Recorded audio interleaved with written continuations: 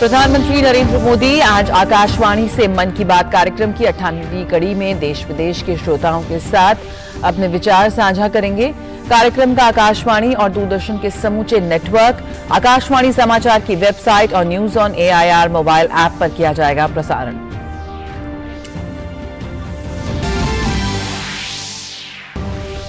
Doctor Mansukh Mandaviya की अध्यक्षता में आज से हैदराबाद में दवा गुणवत्ता विनियमन और प्रवर्तन पर 2 दिवसीय चिंतन शिविर का आयोजन। सूचना और प्रसारण मंत्री अनुराग सिंह ठाकुर भी चिंतन शिविर में रहेंगे उपस्थित। देश में दवाओं की गुणवत्ता और प्रवर्तन से संबंधित नीतियों की समीक्षा है उद्देश्य। भाजपा अध्यक्ष JP नड्डा आज नई दिल्ली में पार्टी महासचिवों की बैठक उन्होंने बुलाई है। इस साल होने वाले कई राज्यों के विधानसभा चुनाव और 2024 के आम चुनाव को लेकर बैठक में होगा चिंतन मंथन। मेघालय और नागालैंड में विधानसभा चुनाव के लिए कल होने वाले मतदान की तैयारियां पूरी। सुदूर इलाकों के लिए पोलिंग पार्टियां की रवानगी। दोनों राज्यों में सुरक्षा की चाक चौबंद व्यवस्था।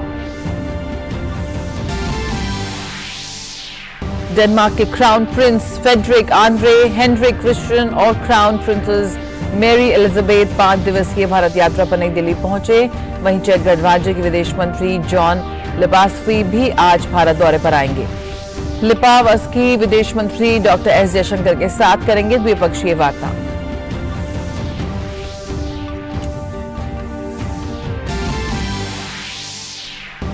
और दक्षिण अफ्रीका और ऑस्ट्रेलिया के बीच आज केप टाउन में खेला जाएगा ICC महिला T20 विश्व कप का फाइनल।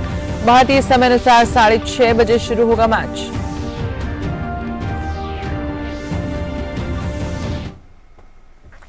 नमस्कार, मैं हूं जया सिन्हा और समाचारों में आप सभी का बहुत बहुत स्वागत है।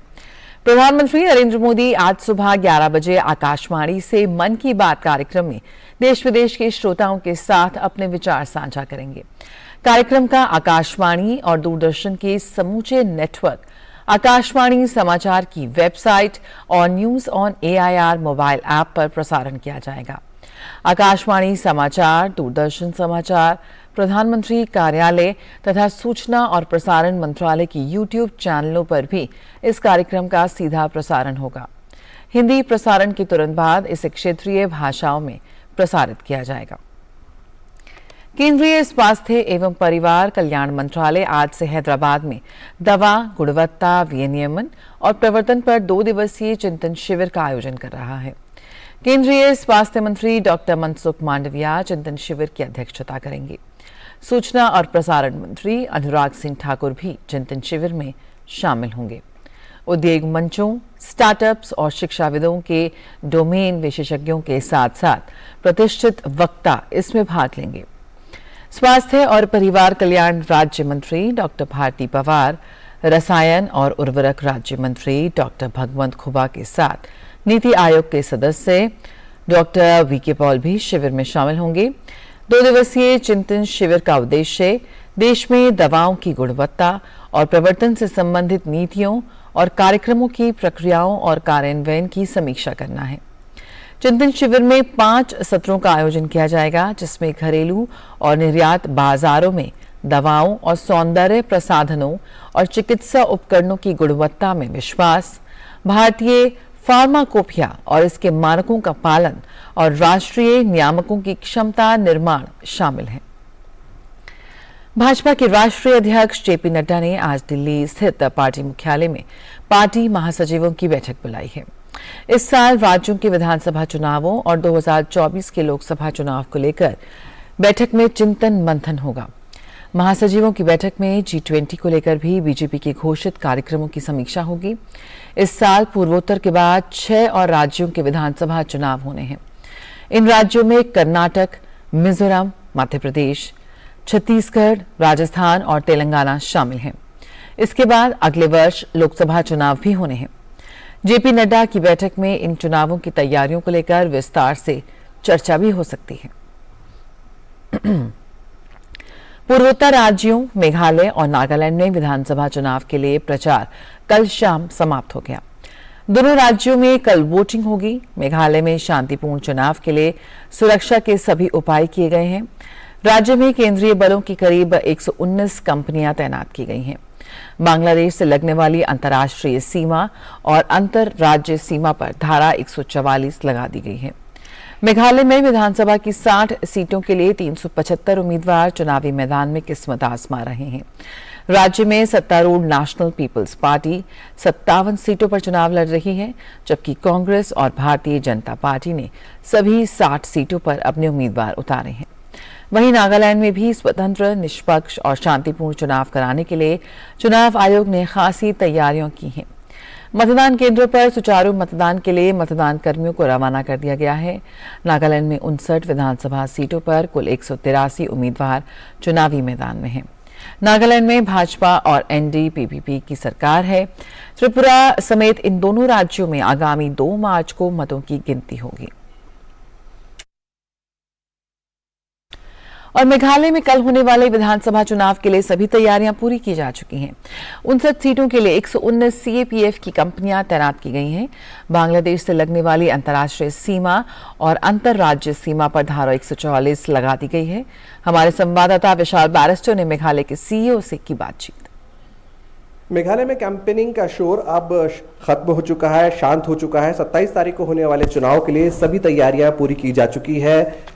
आपको एक बात फिर से याद दिला दें कि 60 की जगह 59 सीटों पर चुनाव होना है, क्योंकि यूडीपी कैंडिडेट की मृत्यु की वजह से ये एक सीट पर स्थगित हुआ है सियोंग में। मेरे साथ है मेघालय के सीईओ, आइए हम उनसे बात करते हैं। नाउ अब 59 सीटों पर चुनाव होना है, किस तरह की तैयारी है आपकी? तो सब तैयारी अभी जारी है और अभी क्योंकि ये जो मृत्यु की वजह से पहले तो हमारे 3,482 पोलिंग स्टेशन थे। अभी ये मृत्यु की वजह से अभी 3,419 पोलिंग स्टेशन पोल गोइंग पोलिंग स्टेशन होंगे। हमारे जो P1 जो है और P2 पोलिंग स्टेशन, P2 मतलब 2 दिन पहले, मतलब पोल के पहले, और P1 मतलब 1 दिन पहले। तो करीब 974 P2 पोलिंग स्टेशन हैं जो पोलिंग स्टेशन जाएंगे, और फिर बाकी 2445 पोलिंग पार्टीज P1 में जाएंगे। तो सभी तैयारी पूरी तरह से अभी हो चुके हैं। P2 974 ऐसे पोलिंग स्टेशन हैं जो दूर दराज के इलाकों में है। सिक्योरिटी के लिए क्या अरेंजमेंट्स किए गए हैं पिछली बार के मुकाबले? तो इस बार हमारे 119 सीएपीएफ है, और पहले तो 40 कंपनी यहाँ पहले से आ चुके हैं, और बाकी 79 कंपनीज त्रिपुरा चुनाव के बाद यहाँ पर मतलब इंडक्शन हो गया। चिंता का कोई मतलब मौका नहीं है। कितने वनरेबल और कितने क्रिटिकल पोलिंग स्टेशंस हैं? हमारे जो वनरेबल पोलिंग स्टेशंस 600 के अधिक है, और जो ये क्रिटिकल है मतलब 300 के अधिक, और दोनों मिलके मतलब जो बहुत वनरेबल एंड क्रिटिकल है वो करीब 84 number of critical and vulnerable है। आर्टिफिशियल इंटेलिजेंस की हम बात करें तो उसका कितनी मदद ले रहे हैं आप? तो इस बार हम टेक्नोलॉजी का बहुत भरपूर यूज़ कर रहे हैं, मतलब इस्तेमाल कर रहे हैं। यहाँ पर अभी 2000 के करीब के मतलब अधिक पोलिंग स्टेशन वेबकास्टिंग सर्वेलेंस के अंडर में आएंगे। एक आखिरी सवाल, सेक्शन 144 कहाँ लगाया गया है? तो ये सेक्शन 144 ज़्यादातर हमारे इंटर स्टेट और इंटरनेशनल बॉर्डर में है, और जैसा कि आप जानते हैं कि हमारे मेघालय में पड़ोस के देश बांग्लादेश है, और 443 किलोमीटर्स लॉन्ग का एक इंटरनेशनल बॉर्डर है यहाँ पर, और वहाँ पे ज़्यादातर मतलब 144 है, और फिर इंटरस्टेट बॉर्डर भी है हमारे पास मतलब असम के साथ।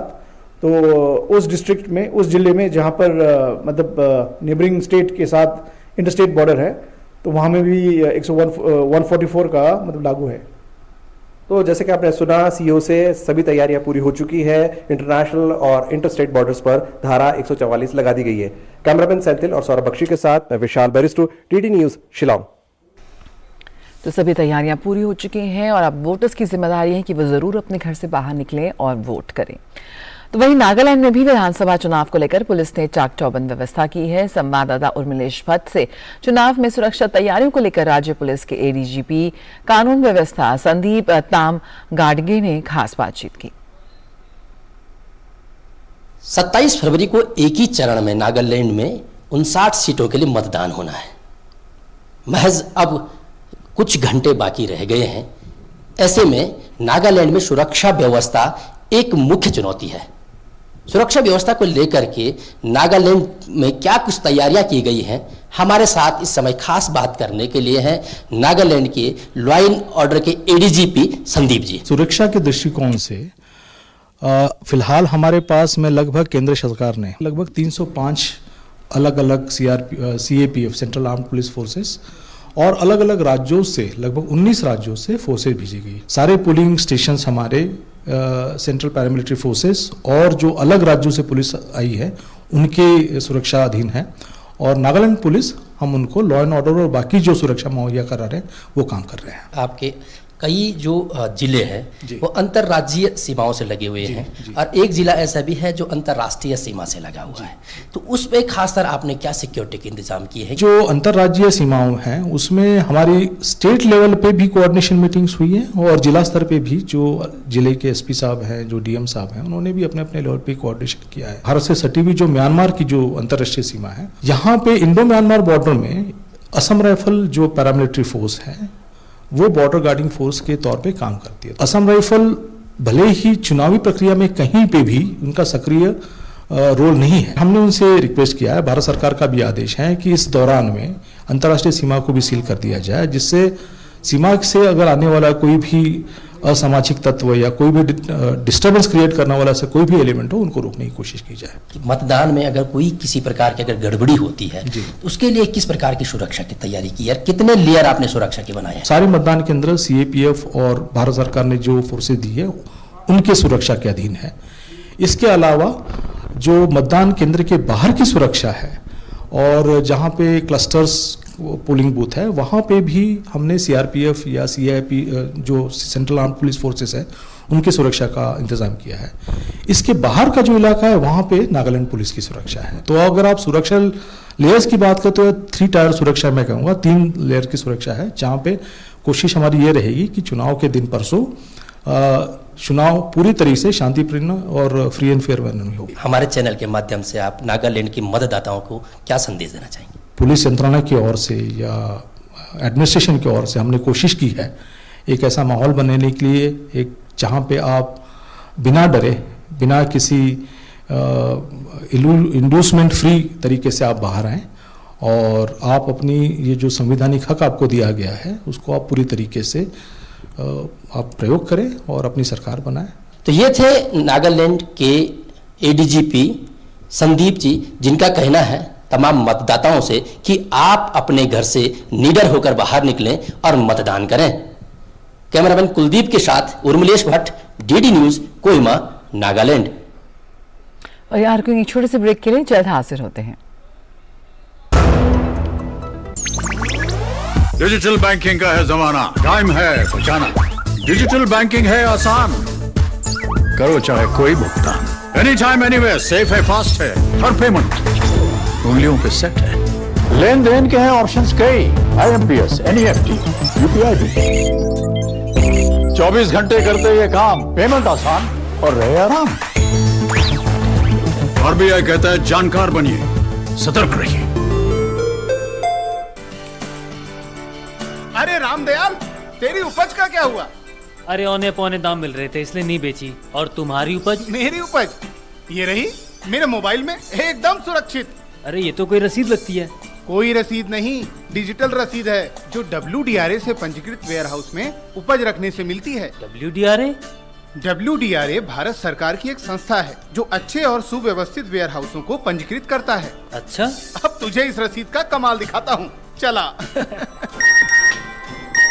देखा, इस रसीद पर बैंक से लोन हो गया। ये तो कमाल हो गया। कमाल तो अभी और भी है भैया।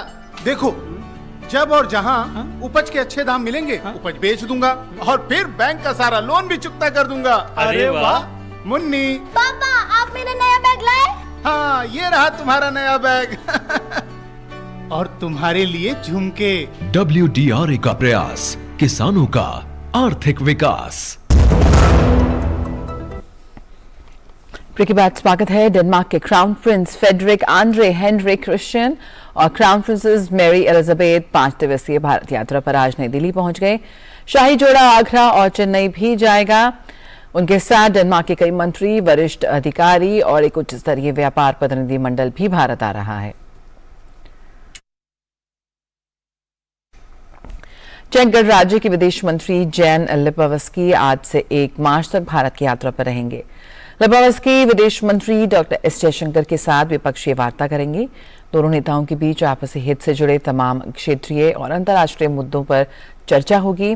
लिपोवस्की के साथ विज्ञान, अनुसंधान और नवाचार के उप मंत्री और एक उच्च स्तरीय प्रतिनिधि मंडल भी आ रहा है। विदेश मंत्री लिपोवस्की 28 फरवरी को CII के भारत यूरोपीय संघ व्यापार और स्थिरता सम्मेलन के उद्घाटन सत्र में भाग लेंगे। यात्रा के दौरान उनका मुंबई जाने का भी कार्यक्रम है।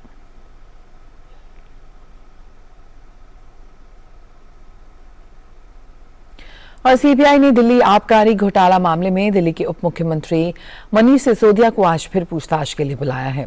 सीबीआई ने मनीष सिसोदिया को पिछले रविवार भी पूछताछ के लिए बुलाया था, लेकिन उन्होंने बजट का हवाला देते हुए पूछताछ टालने की मांग की थी, जिसके बाद जांच एजेंसी ने 26 फरवरी को पेश होने के लिए कहा था। दिल्ली सरकार पर नई आबकारी नीति में गड़बड़ी का आरोप है। केजरीवाल सरकार पर आरोप है कि इस नीति के जरिए शराब लाइसेंसधारियों को गलत तरीके से लाभ पहुंचाया गया है। रिश्वत के बदले शराब कारोबारियों की 144 करोड़ रुपए भी माफ करने का आरोप है। और भारत की G20 की अध्यक्षता के तहत महाराष्ट्र के औरंगाबाद में कल से W20 का आयोजन किया जा रहा है। औरंगाबाद शहर W20 की पहली बैठक की मेजबानी करने के लिए पूरी तरह से तैयार है। पहली बैठक का विषय महिलाओं के नेतृत्व वाले विकास के लिए लैंगिक समानता, निष्पक्षता और गरिमा की खोज है, जिसमें लैंगिक मुद्दों को लक्षित करने के लिए एक ठोस रणनीति पर चर्चा, विचार विमर्श और विकास की परिकल्पना की गई है। बैठक में G20 देशों, अतिथि देशों और अंतर्राष्ट्रीय संगठनों के प्रतिनिधि शामिल होंगे। W20 की पहली बैठक में महिला एवं बाल विकास मंत्री स्मृति जुबिन ईरानी शामिल होंगी, जो लैंगिक समानता और महिला सशक्तिकरण पर अपने विचार साझा करेंगी। वित्त मंत्रालय में राज्य मंत्री डॉक्टर भगत किशन राव कराड़ और महाराष्ट्र के उप मुख्यमंत्री देवेंद्र फडणवीस भी इस बैठक में भाग लेंगे। पहली बैठक में सांस्कृतिक कार्यक्रम होंगे और महाराष्ट्र के ऐतिहासिक और सांस्कृतिक विरासत को प्रदर्शित करने के लिए औरंगाबाद के विरासत स्थलों, प्राचीन एलोवेरा की गुफाओं का दौरा किया जाएगा।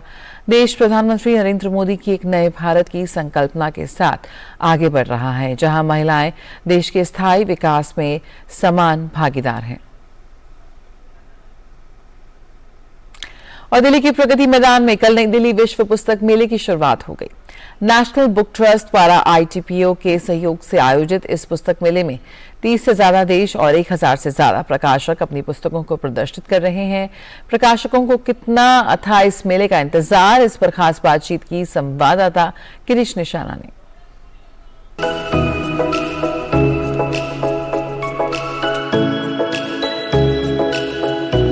दिल्ली के प्रगति मैदान में विश्व पुस्तक मेला आरंभ हो चुका है। कितना इंतजार रहता है प्रकाशकों को इस मेले का, बात करते हैं। नवीन जोशी जी हैं। सर, कितना इंतजार था आप लोगों को पुस्तक मेले का? देखिए, 2021 और 2022 में कोविड की वजह से विश्व पुस्तक मेला नहीं हो पाया, तो हम लोग बहुत उदास थे, क्योंकि पुस्तक मेला हमारे लिए एक त्यौहार जैसा होता है। जैसे हमारे लिए दिवाली, होली इम्पोर्टेंट है, प्रकाशकों के लिए पुस्तक मेला भी उसी तरह इम्पोर्टेंट है।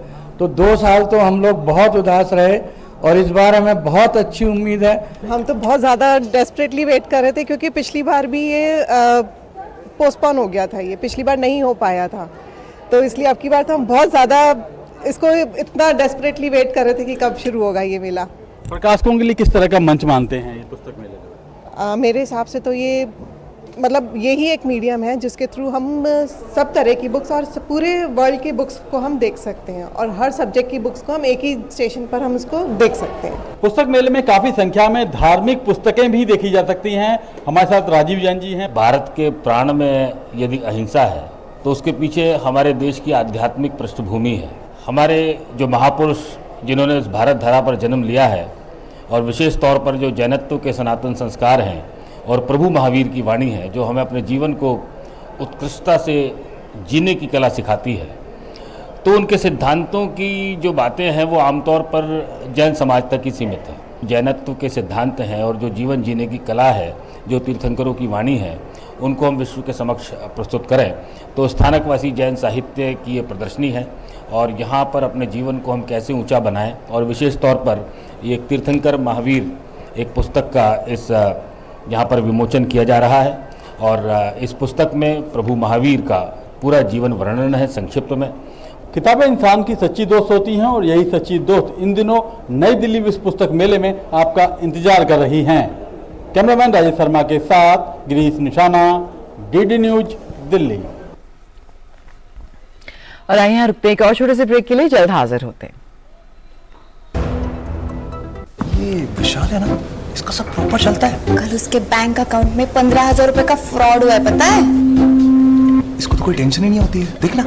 टेंशन क्यों? मेरी कोई गलती नहीं थी।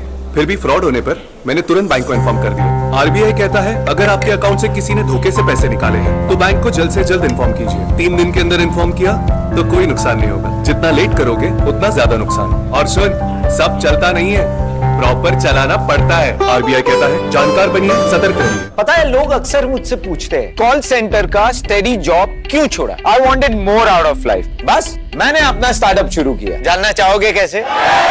Then start up your own business as an LIC agent. यहाँ सब कुछ है, great products, zero investment, leading organization and unlimited opportunities. तो क्या आप तैयार हैं? LIC एजेंट बनो, अब बड़ा सोचो। हमारी वेबसाइट पर जाएं या अपनी नजदीकी LIC शाखा से संपर्क करें। ब्रेक के बाद स्वागत है। यूरोपीय संघ ने रूस के शीर्ष अधिकारियों, बैंकों और व्यापारिक प्रतिष्ठानों पर नए प्रतिबंध लगाए हैं। यूरोपीय संघ के अध्यक्ष ने कहा कि नए प्रतिबंधों में यूक्रेन के खिलाफ युद्ध का समर्थन करने वाले व्यक्तियों और संस्थाओं को शामिल किया गया है। ये प्रतिबंध रूस के धातु और खनन क्षेत्र सहित तकनीक से जुड़ी कंपनियों और हथियार निर्माताओं पर लगाए गए हैं। इन प्रतिबंधों से रूस के सबसे बड़े गैर सरकारी बैंक सहित लगभग 12 वित्तीय संस्थानों और माइक्रो इलेक्ट्रॉनिक्स के आयातकों पर प्रतिकूल प्रभाव पड़ेगा। इसके साथ ही रक्षा क्षेत्र के लिए आवश्यक कार्बन फाइबर के उत्पादक भी इन प्रतिबंधों से प्रभावित होंगे। दक्षिण अफ्रीका में चल रही महिला T20 विश्व कप 2023 अब अपने आखिरी पड़ाव पर है। दक्षिण अफ्रीका और ऑस्ट्रेलिया के बीच आज केप टाउन में खिताबी भिड़ंत होगी। यह मैच केप टाउन में रविवार को भारतीय समय अनुसार करीब 6:30 बजे शुरू होगा। 5 बार की चैंपियन ऑस्ट्रेलिया और मेजबान दक्षिण अफ्रीका के बीच मुकाबला बेहद रोमांचक होने की उम्मीद है।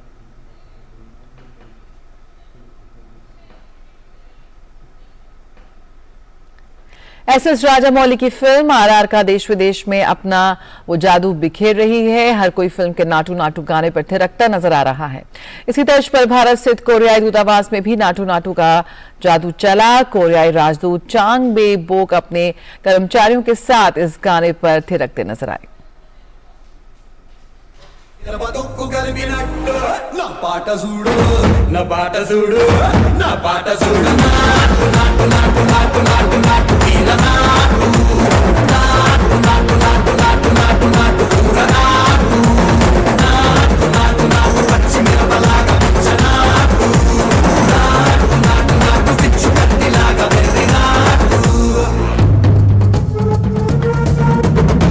नाटू नाटू